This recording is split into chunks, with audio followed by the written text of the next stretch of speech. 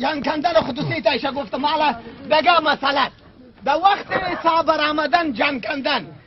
این تو نفره برایش خاشیش که راسینه به مرگزی خفه میشه. این تو نفر خاشیش مثل که در وقت کٹ بردن ریشکلا شرابیه پودریه او بینمازه این کٹ جنازه را نخوابرد دی اسمشش دور خوابده جنازه را که می برای سم مردم مسلمان و نمازخال بخوابود امی تو یکی مادرک خواره کتی بیادر جان کندن داره سم مردم پالوش خواهی او مردم خاشیش که راستینه سر مرگزی خفه میشه او تو نه که در زندگی یک پاکتک نسوار برایش نمیاره که برد مرده ای که پاتی کی بچه ما کم این گفا غلط از بیادره کن دگه مسئله شید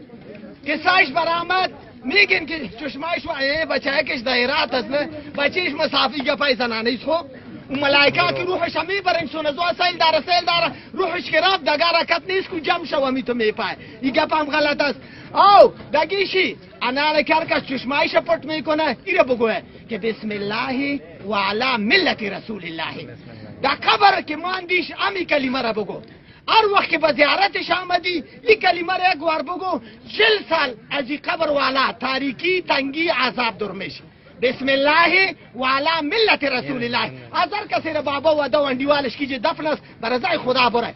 11 وار یا افر قل هو الله را بخوان سر یک قبر الله ای را بخشیدم برش از برکت از 11 یا افر قل هو الله خواندنت الله او را میبخشه اگر دی خواندن تو با پیش او را الله بخشیده بوده این قبر دیگه تو را میبخشه آسان کرد او برای خودتان مثلا وقت هم است برای خودتان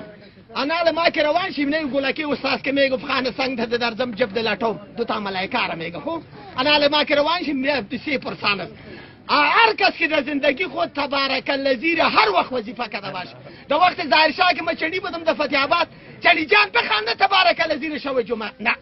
نبی علیه السلام گفته است که شب جمعه را روز جمعه را به عبادت خاص نکنه هر شب قدر است اگر قدر بدانی شب جمعه روز جمعه سردار روشه و سردار روزه خود تا این قدر